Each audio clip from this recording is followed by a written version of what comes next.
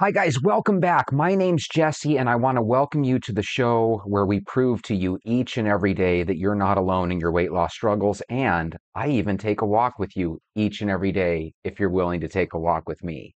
Today's guest is Finding Myself Through Obesity with Aleisha Black, and Aleisha is going to talk about her weight loss struggles. Enjoy. I just felt like I needed to get on here. Every single morning goes by and I feel like really committed to eating good again. And I usually feel really good in the mornings. And so I'll, eat something really good and healthy. Usually I'll eat oatmeal or something like that. And then it usually hits me, I don't know, maybe about 2 o'clock. And then I really just struggle. And I've been craving cookies and the things that I used to crave. And I feel like I'm not strong enough to say no to things anymore. And so I don't really know what's going on with me. I was doing so good for the longest time. I mean, longer than I've ever done. Lost more weight than I've ever lost before.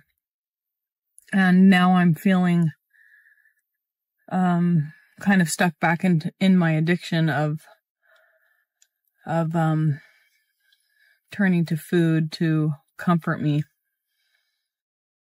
Does anybody else trip out about how much people really let this stuff get to them? And I'm no different. I don't want you to think that I'm this bulletproof vest here, right?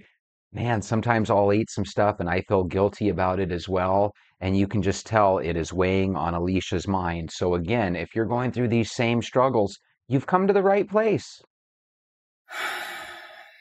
Sometimes I just feel alone in the struggles that I have. Not really in my food addiction, but just things that are going on in my life. It makes me feel alone, like I don't know what it is.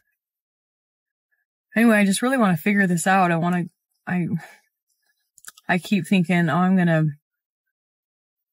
get back on track, and then it just days and days go by. And I don't want to get set back too bad, I want to keep going, and it's not like I haven't been here before. I've been here a lot of times. In the past, I've never been able to pull myself out of my food addiction until last February. I don't know.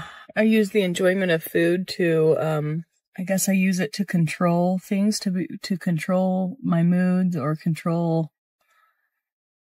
my happiness, because I feel like other things in my life are kind of out of my control. And it's not like anything new. I mean, this is something that I've always been dealing with. Just really felt like I needed to get on here and say how I'm feeling. I'm just remembering that first day that I committed to myself and to everybody that I was going to get healthy. And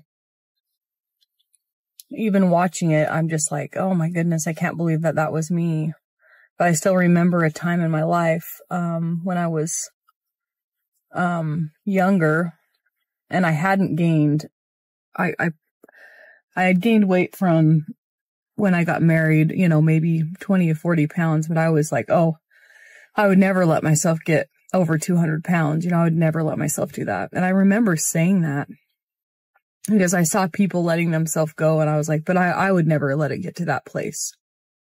Real quick, if you guys don't mind, being a little up close and intimate with the rest of us, tell us what your weight was that you said you would never let yourself get to, and then let us know if you ever did get above and beyond that. Because if you can share that in the comments, it'll make other people know, once again, hey, I'm not on an island by myself with this stuff. But then, little by little, all of a sudden you're there. One thing that's kind of holding me back is that I'm going with my friends on just a weekend away, which I really need. And I keep thinking, oh, I'll just, start being more strict when I'm done with that. But I don't really understand why I would wait for that. Because, last time I went with all my girlfriends, I brought my own food and I planned what I was going to eat, and it was you know, really what I want is the time with my friends and just being able to not have to worry about all the things that I worry about at home. I know I'm going to get there. I know I'm going to get back up. This has been the longest stretch of time that I've had that I've struggled since December, really. But I was talking to my mom and she was saying that it's really good that I've maintained. It's probably a good thing for my body to kind of get used to where I'm at and have it maybe be a new normal so that when I'm ready to kick it up a notch that I'm, you know, get my second wind and I'll be able to get this last 70, 80 pounds off of me and it won't be, you know, my body will kind of be reset a little bit. So I just want to get on top of things right now before it gets out of control, which I feel like I'm already getting out of control. So, I mean, all of us have been here where Aleisha is now, where we kind of see that, hey, I'm starting to go in the wrong direction again, right? And we don't want to go that route. But sometimes life ends up pushing us to that route. Okay, so now we're going to see Aleisha in her car, and today is not a very good day. Again, if you've had days like this, please share with us in the comments. I'm in a really bad place right now, and I don't really know how to pull myself out of it. I think I went into this journey like feeling confident that I was going to get to where I want to be. And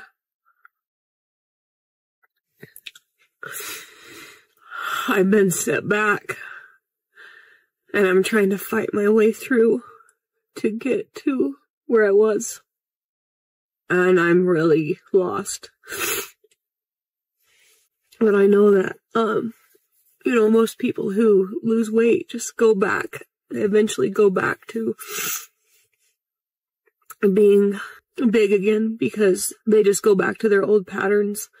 And that's what's comfortable. And I'm really trying to fight through that, but I'm not winning yet. I don't really want to even put this out there because I just don't want to fail again. And it's so scary. I've never lost 80 pounds before. I've only, you know, I've lost maybe 40 or 50 before, but I always go back and I always get big again. And I just have that fear of never winning this battle. And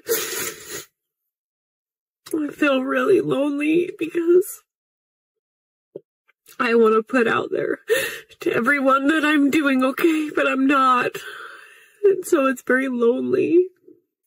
Whenever I get scared or something feels out of my control, I get panicked and I try to control things that are around me, and things are really out of control in my life right now, and I lose that connection with God, and I lose my peaceful feeling. And this has been going on since December and January, when things got really bad, and I have not been able to pull myself out of it. I can do a couple of days, but then something happens or something hits me, and then I just go right back. And the reason why I don't want to post anything is because it feels like nobody wants to hear the hard things and the truth. They just want to hear the good stuff so they can stay uplifted. But this is just how I'm feeling right now. God, I'm so glad she said that last part. These videos with Aleisha are from 5 years ago. 5 years ago is when we really started having it where people that were having issues with their weight felt like they couldn't even talk to anybody about it. So I'm hoping that nowadays we can start letting people be open with it again. That's why I like having these little scenes here at the beginning of the show. So now that we kind of checked in on Aleisha, and believe me, we'll check in on her again going forward, but let's check in with an old friend. So if you guys remember Unbearably Me, the other day we watched a video with him, right? And it was a rant that he was kind of giving about his weight loss situation. And today it's very, very similar. Today's title of his video is called I Gave Up. So, just got done eating about 5,000 calories. for like the 14th day in a row. I know I've gained weight back.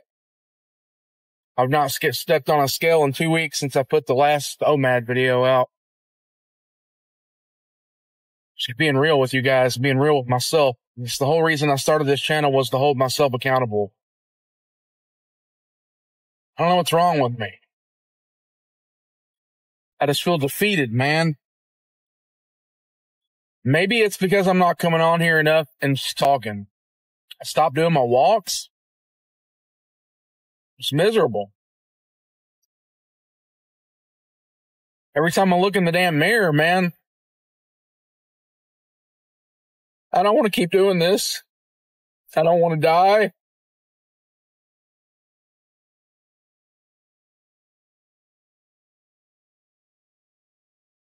This isn't going to be edited. I don't care. Y'all can see me cry, man. I just...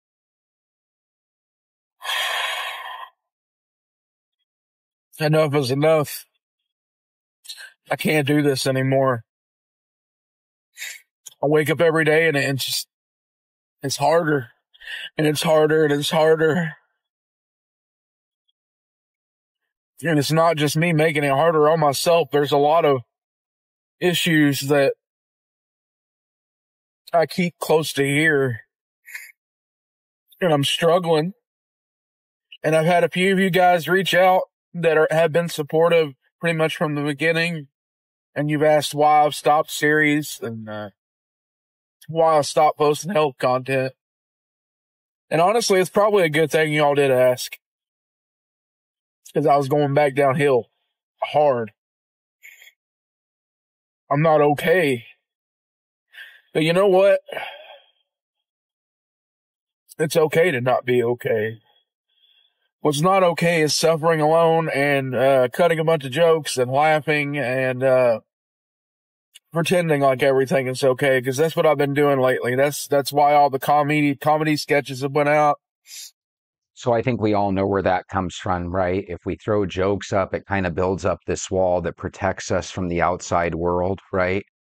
And the reality is a lot of my venters really like this guy, right? We want to see him succeed and do well. But once again, you can't just declare you're going to do well and then guarantee that it will happen, right? Sometimes there's setbacks. So again, if you at home watching this now, hearing my words, if you're experiencing a setback, I want you to think about walking with us.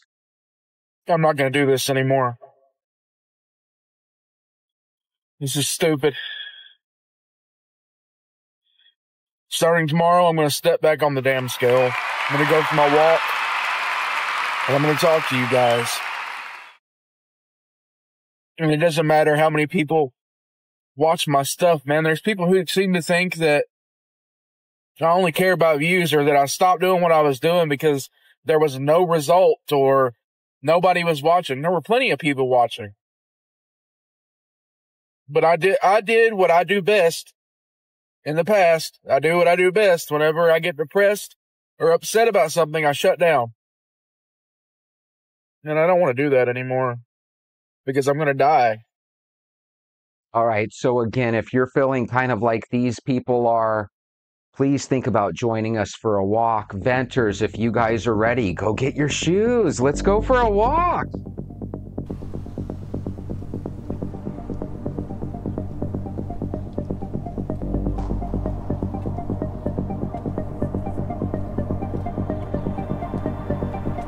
Hey guys, it's Jesse. It's time to start walking because you're a venter now. I can do this. You can do this. We can do this. Let's do this.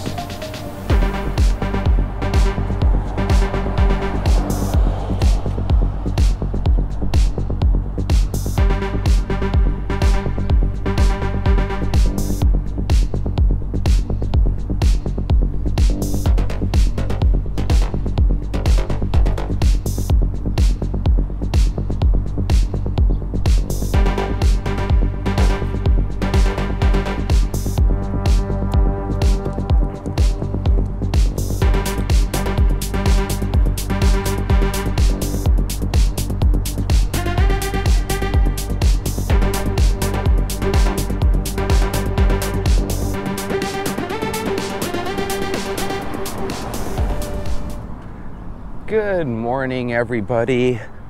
I hope you're having a happy Saturday. It's Friday for your boy, so I'm kind of excited about it. You know, that first week back from vacay is not always the easiest, and I'll admit the first day or two was a little challenging, but thank goodness days go by quick, and before you know it, I'm already a week past my vacation. So I hope your Saturday is going well. It is already, and keep in mind, it is like 5 minutes till 7 a.m., so it's not even 7 a.m. yet here in Arizona. It's already like 92, 93 degrees, and for some reason it feels kind of humid today, but it doesn't look like there's a cloud in the sky, so maybe it's just super hot. Sometimes the heat in Arizona can be such where, man, it's just nonstop heat. We have these heat streaks, which, by the way, I hear that there's a good part of the country that's going through like an extended heat wave and heat streak right now. And if you're in one of these states and you're not used to the heat, you know, make sure you stay plenty hydrated and stuff. And if it's absolutely just heat that you're not used to, you know, maybe contemplate walking indoors today. Not a huge fan of walking indoors, but I'm not a huge fan of heat stroke either. So if you're in a spot where, you know, it's just a little too warm outside, you know, better to be safe than sorry. Because the last thing you want is a situation where, you know, you have to go to the hospital because you kind of pushed yourself a little too far. By the way, I've had a couple of times where I had to go to the hospital because I kind of had a little bit of like a heat related issue, and it was usually after golfing. You know, in Arizona you can go golf for 3 or 4 hours in the heat and you don't think anything of it. You might even drink a beer or two, and then all of a sudden you go home and you just don't feel good at all. So, you know, you got to make sure you pace yourself. And remember, you might have been a star athlete back in the day, but over the last handful of years, you've kind of been out of sorts and gaining weight, and, you know, you're not necessarily that same stud athlete that you were back in the day. So sometimes you just gotta take reality for what it is and work your way up to higher goals. One of the interesting things about the heat is this isn't like something you want to get used to, you know? It's just one of those things that you want to kind of get through and survive until, you know, the cooler weather ahead. Hopefully we have a quick summer and it hits the fall before you know it. One of the things that's crazy about Arizona summers is they're so hot that usually they bleed into the fall. So in other words, in September and October, when it should be cooling down a little, usually it's still in the hundreds here in Arizona. But maybe this year will be a little different. So I was reading a handful of different stories to share with you guys today, and there were a couple stories in there, but sometimes they're a little too detailed to remember on a walk, you know. There was a story of a woman here in Arizona that her 39-year-old husband had passed away recently from a seizure. And she decided, instead of a funeral, because they have 3 children together, she decided to have a funeral. So she invited a lot of the friends and family from the neighborhood, and instead of having a doom and gloom type funeral situation, she had arts and crafts, and she got an inflatable bouncy castle for the kids and stuff, and she wanted to make a situation where people remembered her husband as the fun-loving guy that he was. So I thought that was a good story, but yeah, I wasn't able to take good notes on it, and it was a question of, okay, do you tell this story by writing down notes and getting out of the house 20 minutes later when who knows, maybe it's already 99 degrees? Or do you just walk with the gang and just let conversation take you where it does? So I figured it would be better just to get out the door. And sometimes in life we have those choices, right? Do you want to do A, B, and C and go down this path, or do you want to just go ahead and choose this path over here, and I chose the path of least resistance. Let's get out the door while the sun is not too high in the sky and not too warm. And right now I've got a little tiny breeze. It kind of came out of nowhere. That's a win. That's a victory. Sometimes we have situations in life where there's a lot of excuses and reasons that we could easily take to get out of our walk. It's too hot. It's raining. It's snowing. I'm having a stressful day.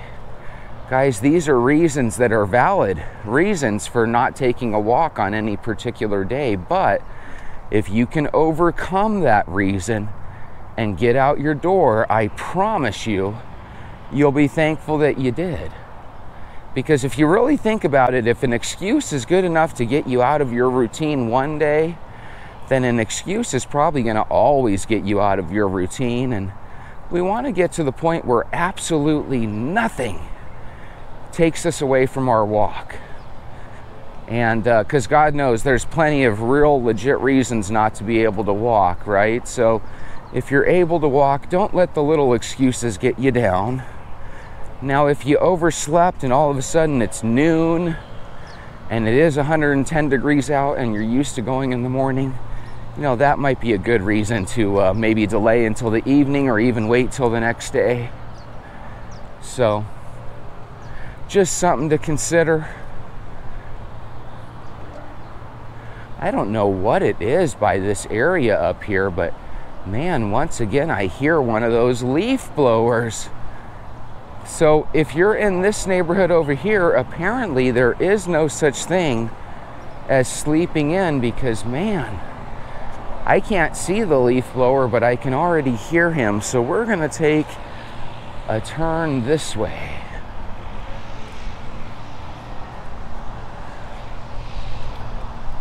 So check this out. This message is for a lot of the ladies. We have a situation in this world where there's a lot of men that are kind of creepazoid, kind of weird. And to be honest with you, a lot of these guys don't necessarily deserve a single chance, let alone another chance. And when I'm walking towards somebody that I can see is blowing leaves and I'm trying to record a show, you know, I have a decision. I can go ahead and just avoid the area and go down a path where I don't have to hear that, and therefore you don't have to hear it, right? Well, a lot of times, because we don't want to offend people, we're afraid of making an obviously good decision. And what I mean by that is, ladies, you're going to have situations in your life, on your walk specifically, where there's literally a fork in the road. You can go this way or this way or this way, right? And if you notice that one of those three ways has a real shady, suspicious character, don't go walking down that path willy-nilly like, hey, God will protect me. One of the things that God gave us was a brain with reasoning skills, you know? And if you have two pathways that are clear, and then you have one where it looks like you got a goofy guy acting weird, man, that's where your radar should pop up and say, I'm gonna go a different route. You know, there's one thing, you don't wanna walk in fear, you know, and trust me, I walk by some pretty suspect characters on the regular throughout the course of my life. But the reality is, it doesn't mean you have to go looking for a bad situation. So again, and I'm sure we've all had those situations, right, girls, where sometimes you're on a walk, sometimes that walk might have little to do with exercise. You're just walking from one building to another, and you see a weird-looking guy. Your instincts tell you, hey, I'm going to walk over here and give him his space. Sometimes you got to do that, you know? Now, conversely, if you're walking and you see a weird-looking woman, even that's a situation where sometimes it's better just to avoid the person in general, you know? And again, this might make some people frown. Jesse, you're talking about judging people before you get a chance to know them. Guys, there's some characters in this world we live in that are so shady and suspect looking and suspicious that you're better off. You don't need a friend like that, you know? You don't need to be the person that gives every Tom, Dick, and Harry a chance. Those people exist out there. Let them be the potential victim. You need to get home to your family, you know? And if you're going down walking routes where you've got crazy people in your neighborhood, you're taking a risk that you probably don't need to be taking. You know, so again, you're walking and, you know, keep your head up and on a swivel. Keep an idea of your surroundings. The last thing you want to do is become a person that gets mugged or attacked, you know. I'm a guy walking around with a camera. I could see a Tom, Dick, or Harry trying to give me grief, you know. But my game plan is if you come at me, this camera's not a camera. At that point, it becomes a weapon. And you're gonna get smacked with it, baseball style, you know? And that's what you guys gotta do. Women, I recommend that if you can get a hold of pepper spray, or if you can get a hold of a stun gun, or heck, if you have a concealed carry permit where you live, heck, why would you get that and not carry a weapon with you, you know? Not that you ever wanna use pepper spray or anything, but by golly, there's some situations that I've had where I've even had dogs come and try to bite me before. I never told you guys that story. One time, I was in my alleyway, and one of the neighbors that no longer lives in the neighborhood, he was just one of these guys that was renting, he was having a situation where he was letting his dog out and about the neighborhood, you know? Which, by the way, you know, you're not the best dog owner if you're okay with that. Hey, speaking of pets, look at that cat there just laying down on his stomach like he owns the place. Hi, kitty, how are you? Just sprawled out like a Playboy model, right? But this guy, he let his dog just roam free. And I never thought anything of it because it's not like the dog was a mean breed or anything, just looked like a regular medium-sized dog.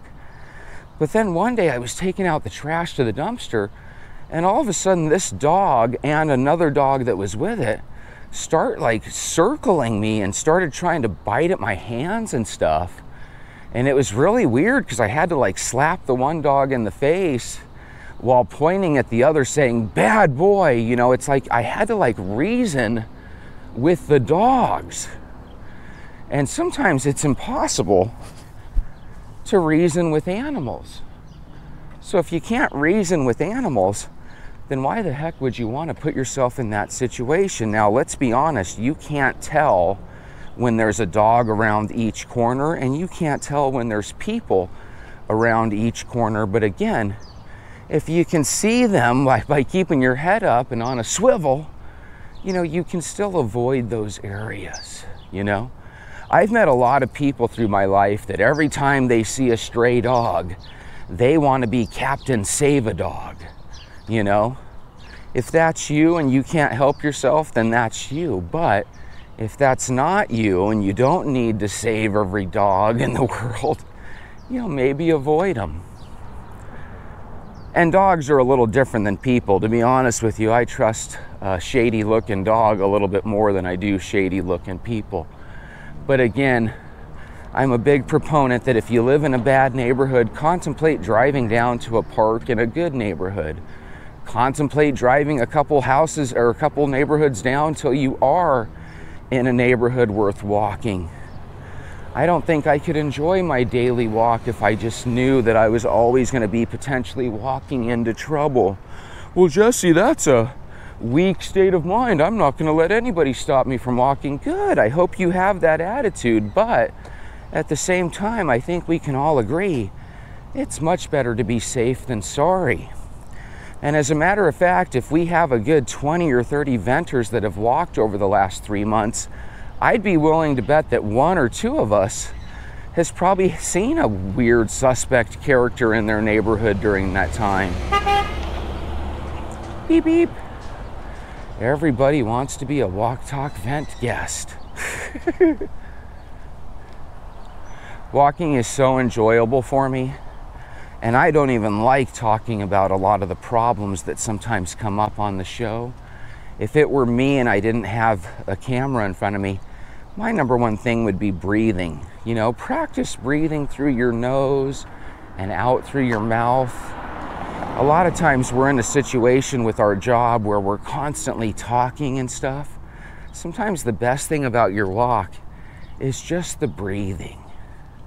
And for the new venters that are finishing up their first week, wow, pat yourself on the back. Congratulations. You've actually finished the toughest part.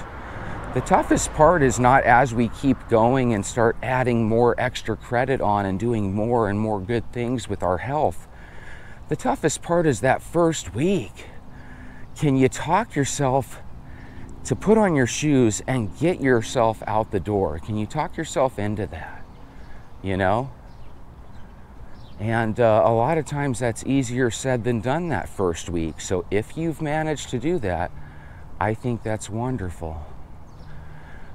So there's a house up here that, if you guys remember on previous walks, I've always said that there's some shady people doing stuff out of cars up here. There's this one house. If you have been watching the show, you probably know what I'm talking about. So right now I've got my head up on a swivel, and there's a guy. I'm going to turn the camera around. He's right there in black at that house, okay? It's too far to see his face, and I'm not going to show his face, you know.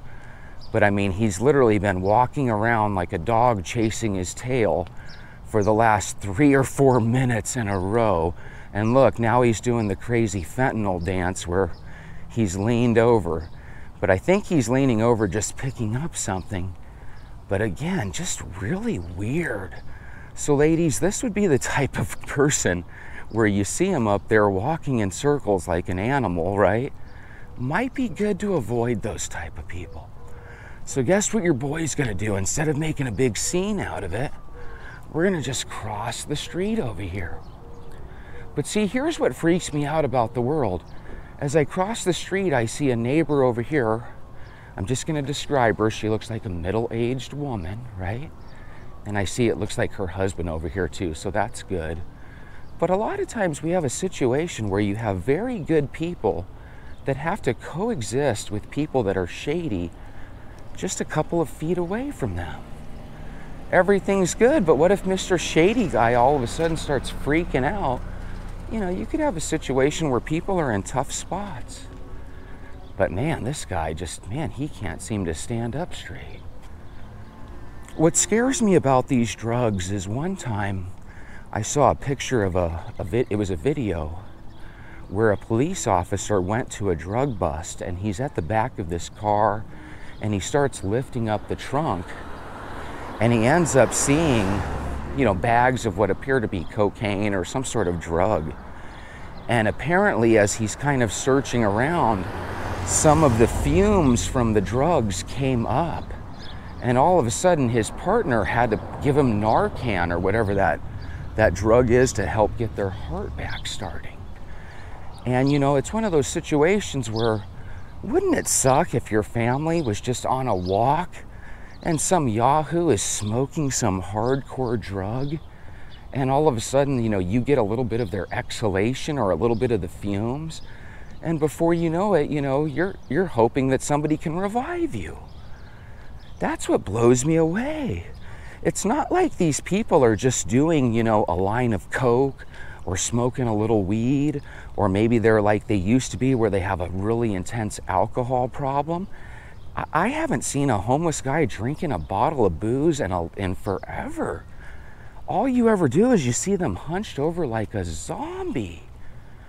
And if you would have just seen what the guy was doing for 3 or 4 minutes straight, just kicking a can that's not on the road, right?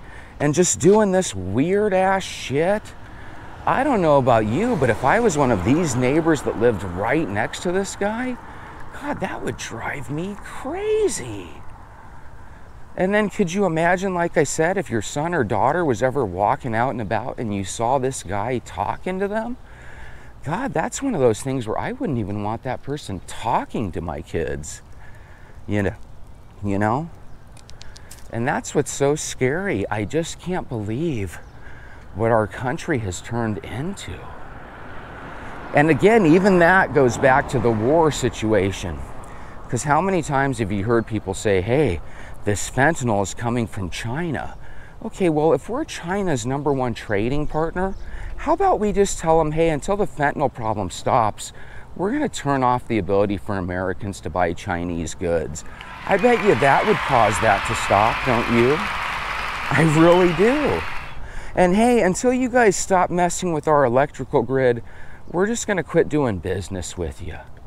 You know, if you're okay with losing hundreds of billions of dollars doing business with the US, you know, then keep doing what you're doing. But we're going to stop this.